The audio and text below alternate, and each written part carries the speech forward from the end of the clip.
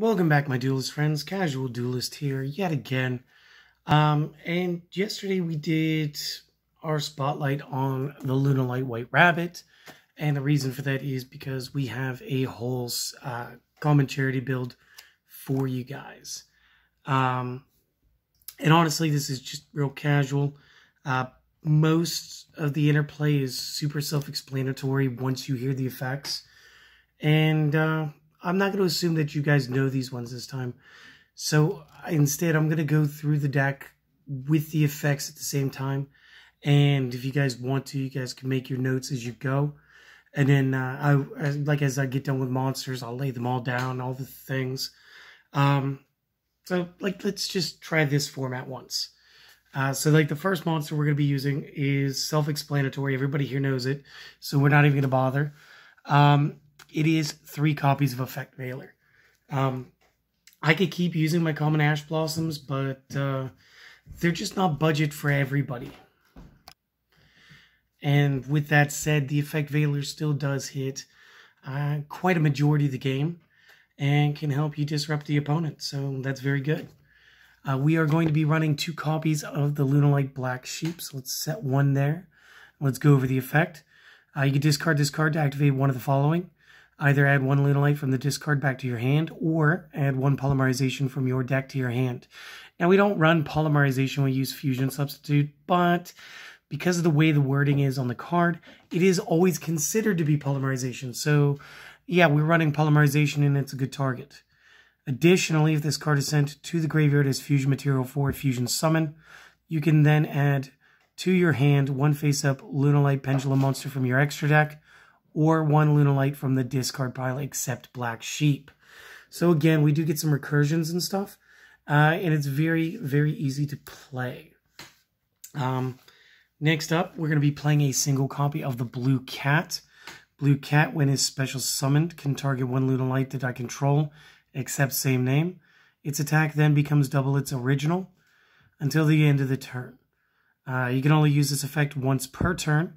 And if this card on the field is destroyed by battle or by a card effect, then we can special summon 1 Lunalight from our deck. And again, there's no restrictions on that, so whatever level you like, you can just go for it.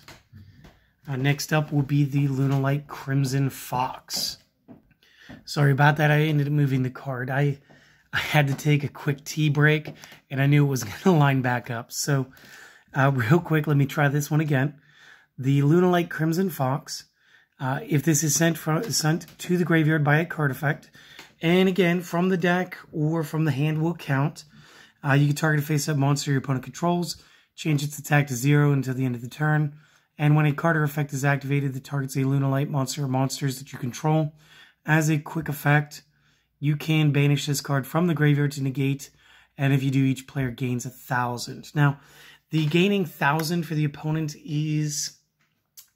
it's definitely agreeable if it means I get to keep my monster because of some crazy effect like Effect Veiler, or even worse, something like Ghost Ogre that doesn't exactly negate but would destroy the card. So again, if I had more Crimson Foxes, I'd be playing more, which is also why we're not going to have an advanced list version of this yet.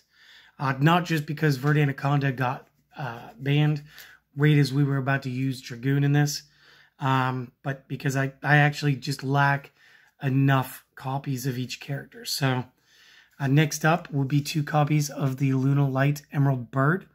When is normal or special summoned, you can send 1 Lunalight card from hand to the graveyard, and if you do, draw 1. Now, this will count for spell traps as well. Keep that in mind. If this card is sent to the graveyard by a card effect, you can target 1 of your level 4 lower Lunalights that are banished or in the graveyard, except same name, special summon it in defense, with effects negated. You can only use each effect once per turn, and again, good card. Now, potentially one of my favorites, the Kaleido Chick, and one of the ones that still made this playable enough to incorporate this to the channel. Once per turn, you could send 1 Lunalight from the deck or extra deck to the graveyard. The name of this face-up card on the field is then treated as that monster's name if used as a fusion material this turn. So again, this is another reason why we're running 2 ofs for each of our fusions.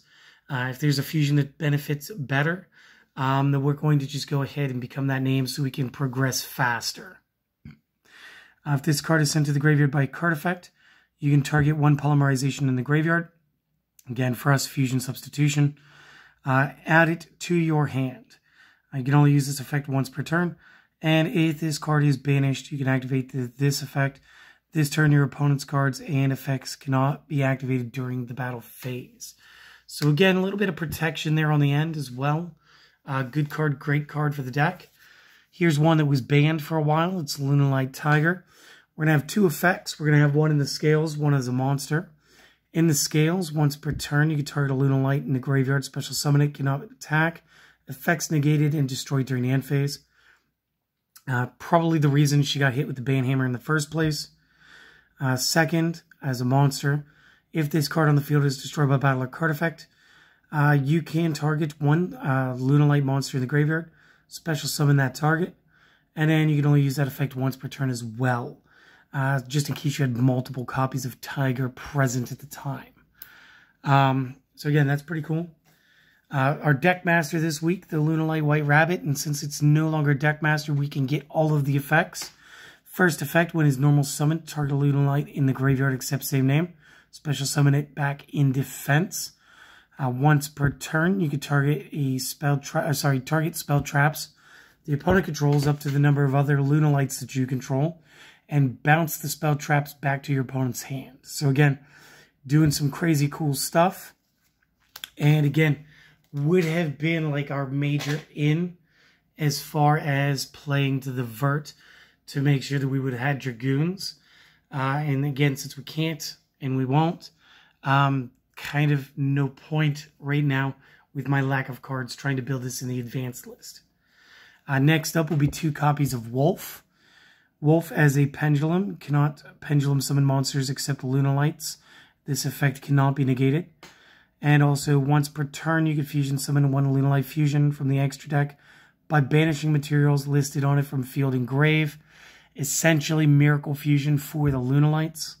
As a monster, this card says that if Lunalight monsters attack defense position monsters, that you can then inflict piercing. So again, very beneficial once we get to our fusions. And the last card I wish I had a couple more copies of, Yellow Martin. So we're going to run this as a single. If this is in your hand or graveyard, target a Lunalight that you control except same name. Return to hand, and if do special summon this in defense. Banish when leaves field. If this card is sent to the graveyard by a card effect, when it leaves the field... I misread that, sorry. If it's sent to the graveyard by a card effect, you can add one Lunalight spell trap from the deck to the hand. Each effect is once per turn, and again, that is super useful. So real quick, either catch up with the notes, maybe pause the video for a quick second, or even a screenshot if it helps. And I will space this out and go to the spells. And leading off our spells is going to be a couple of good ones. We do have Called by the Grave. This is going to help you against hand traps. We do have Change of Heart. Again, black sleeve right now, just borrowing it from the advanced box.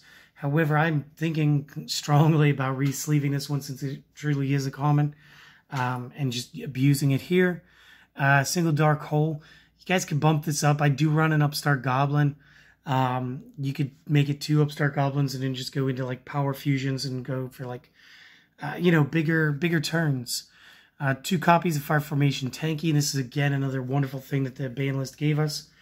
We could search out any 4-star or lower Beast Warrior on summon, and all our Beast Warriors are going to gain a quick 100 points. And again, this will stack if you do have both of them face up. Foolish Burial for some of those if is sent to grave by effect cards.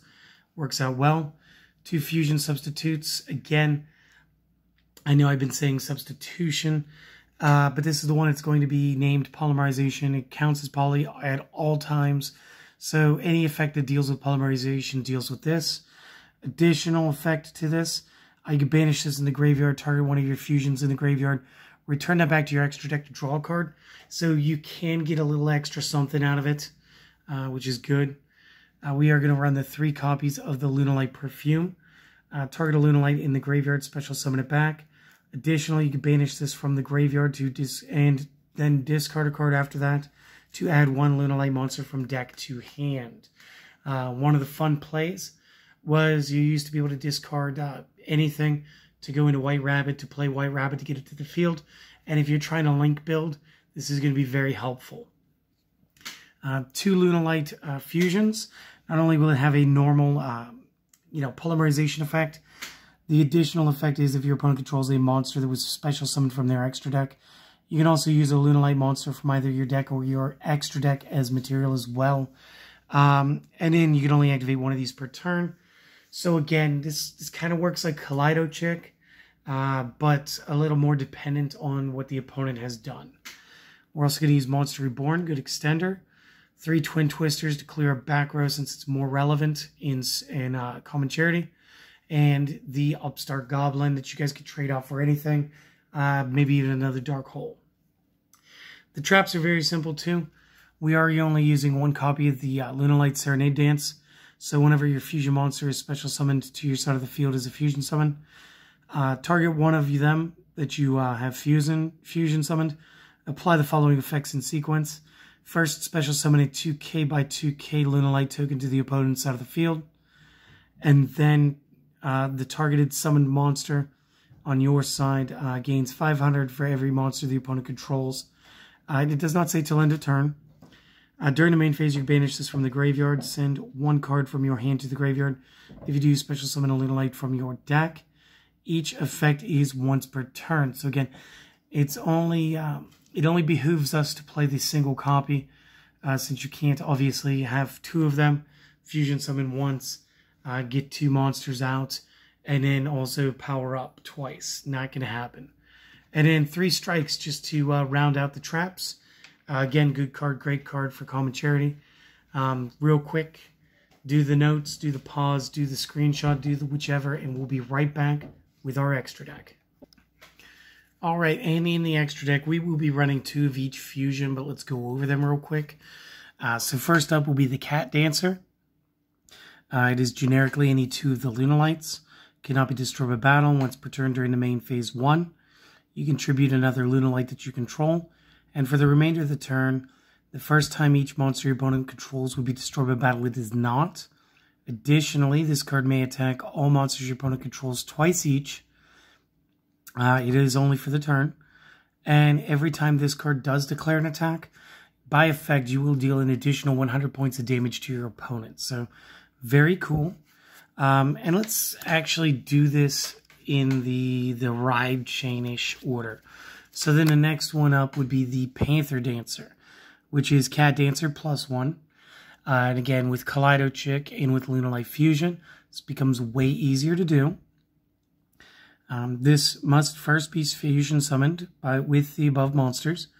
Cannot be destroyed by opponent card effects. And once per turn during the main phase 1, you get to do the same thing the last one did. The monsters aren't destroyed by the first time they're attacked. Can attack everybody twice. However, if this card destroys an opponent's monster by battle, this card gains 200 attack until the end of the turn. Rather than doing damage, this one just gets more powerful. And it is gaining the attack until the end of the battle phase. So every attack does make it stronger. There is a way to climb up and just overpunch things. So situationally, this may even be the one that you want to end up on, which is very cool. Next up, we're going to talk about Leo Dancer. We'll put the 1 down there already. So this will be Panther +2. Must be fusion summoned with the above materials. Your opponent cannot target this with card effects. Cannot be destroyed by opponent card effects. This card may make a second attack during every battle phase. Once per turn at the end of the damage step, if this attacked a monster, you can destroy all special summoned monsters your opponent controls. So again, if you just whack one of them and the rest were all special summoned, it blows up the field and then gets to attack directly. Again, this may be the one that you want to play. This also has a whopping 3,500 attack value, which is the strongest base attack in this deck and in the extra deck. Last up will be the Saber Dancer. And again, we will be running 2 copies. So we'll put 1 down there. This is generically any 3. This is one of my favorite things to do off of the Wolf Fusion effect. Must be fusion summoned. Gains 200 attack for each beast warrior that is banished or in the graveyards. So it doesn't lose power for being played this way. The opponent cannot target this with card effects. During your main phase, except the turn this is sent to the graveyard, you can banish this card from your graveyard, target one fusion that you control, give it 3,000 attack until the end of the turn. You can use this effect once per turn. Again, you could use Kaleido Chick to become Saber Dancer by just saying that you need to use it as a fusion. And you fuse that into one of your others, like the Cat Dancer. And then you get this character that's like 3,000 plus the 24, so 5,400, attacking things twice and dealing extra effect damage the whole time. It's like a crazy cool thing that can happen. It's very casual though, so like just enjoy the deck. The rest of the monsters are pretty basic. You get the Dark Rebellion Xyz Dragon. Detach both materials, target a monster, half its attack, and give that lost attack to this card. So it's Walking Riroku. Time Thief Redoer messes with your opponent a bit. Tornado Dragon is a double MST. You guys should know Borload by now, big guy. Firefighting Daruma, Steel Star, and Underclock Taker. Again, I use these so often. I do think that we can skip them today. So again, there's the last little bit. I don't know. You guys might want to take another screenshot or what have you.